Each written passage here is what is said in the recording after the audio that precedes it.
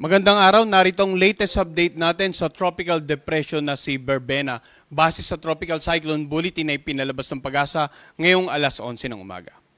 So sa ating latest satellite image animation, mapapansin po natin na patuloy ngang kumikilos dito sa may bandang Visayas, Southern Luzon area ang tropical depression na si Berbena. At kanina alas 10, ito ay tinatayang nandito sa may bandang coastal waters ng Hamtic Antique.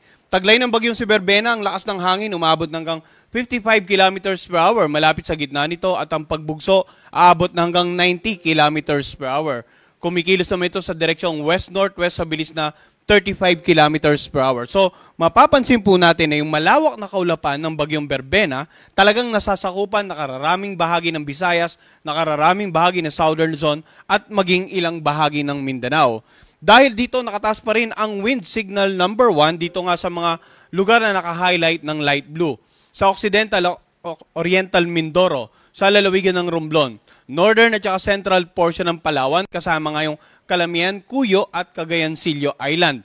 Dito sa mainland Masbate, sa Antique, Aklan, Capiz, Iloilo, Guimaras, maging dito sa Negros Occidental at Negros Oriental at sa lalawigan ng Cebu.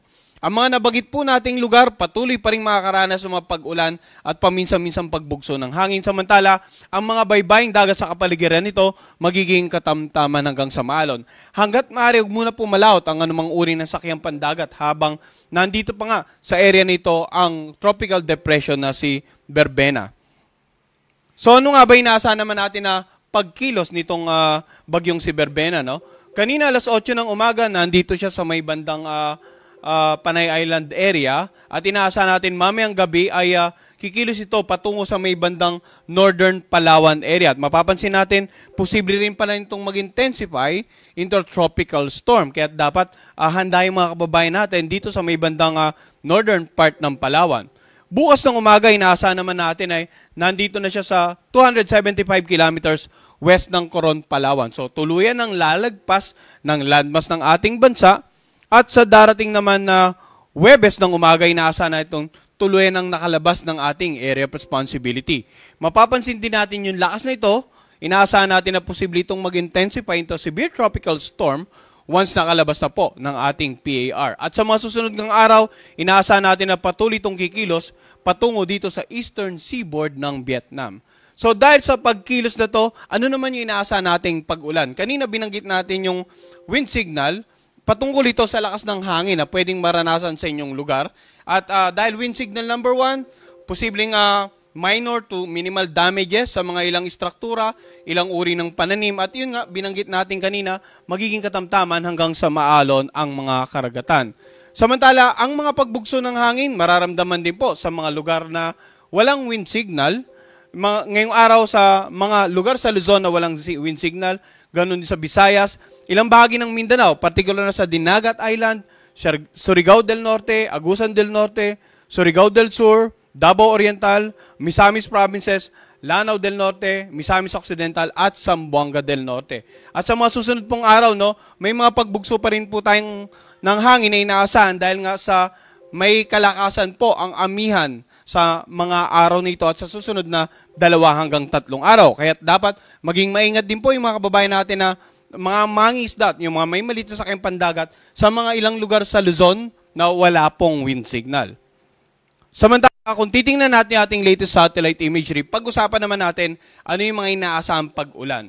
Bukod dito sa bagyo, makikita po natin may nakatutok tayong shear line sa Luzon, amihan sa hilagang bahagi ng Luzon. Kaya iyan po yung reason kung bakit yung mga pag-ulan natin na bukod dito sa malapit nga sa lugar na may bagyo, meron din tayo inaasahang pag-ulan sa silangang bahagi ng Northern at Central Luzon dahil po yan sa amihan at shear line. 100 to 200 millimeters of rain dito sa mga lugar na naka-highlight ng orange and dito naman sa mga lugar na naka-highlight ng yellow, 50 to 100 millimeters. So yung mga pag-ulan na yan, pwedeng magdulot ng mga pagbaha sa low-lying areas, pagbaha sa mga komunidad na malapit po sa ilog sapagkat pwedeng tumaas ang level dahil sa continuous sa pag-ulan, umapaw, or pwede namang yung mga pag-ulan sa mga karatig lalawigan, magpataas ng ilog doon at nagkataon na yung outflow ay papunta po sa mga ilog sa nilang lugar. Dapat maging alerto tayo doon. Pag-uho ng lupa sa mga lugar na malapit po sa paanan ng bundok, lalong-lalo na kung ilang araw na pong nabababad ng pag-ulan na inyong lugar, maaaring maging malambot na yung bahaging kalupaan. At yun nga, kaya't ilang araw na rin tayo nagbibigay babala, dapat po sa mga oras na ito ay nakalikas na tayo sa mga designated evacuation centers or at least nasa mga lugar tayo na makamag-anak po natin na sa tingin po natin ay mas safe yung location. Dito naman sa bandang mga karagatan sa paligid nga ng Northern Luzon, inaasahan po natin na magiging maalon hanggang sa napakalon. May nakataas po tayong gale warning dyan, no? So, yung mga karagatan sa paligid ng Batanes, Cagayan kasama ang Babuyan Island, Ilocos Norte at Ilocos Sur, La Union at Pangasinan, magiging maalon hanggang sa napakalon dahil naman po sa amihan. Kaya bukod sa mga karagatan sa paligid ng lugar na may wind signal, wag na rin po sanang pumalaot muna. Yung mga kababayan nating mga isda at yung mga may maliit na sakyang pandagat, dito nga sa mga baging karagatan na naka-highlight ng red para makaiwas po sa mga malalakas na alon na pwedeng magpataob ng mga bangka at maliit na sakyang pandagat. Every 3 hours po, magbibigay tayo ng update tungkol sa bagyong si Berbena. Ang susunod nating update ay mamaya namang 2:00 ng hapon. Yan po muna ang latest mula dito sa Pag-asa Weather Forecasting Center. Magandang araw po sa kanilang lahat.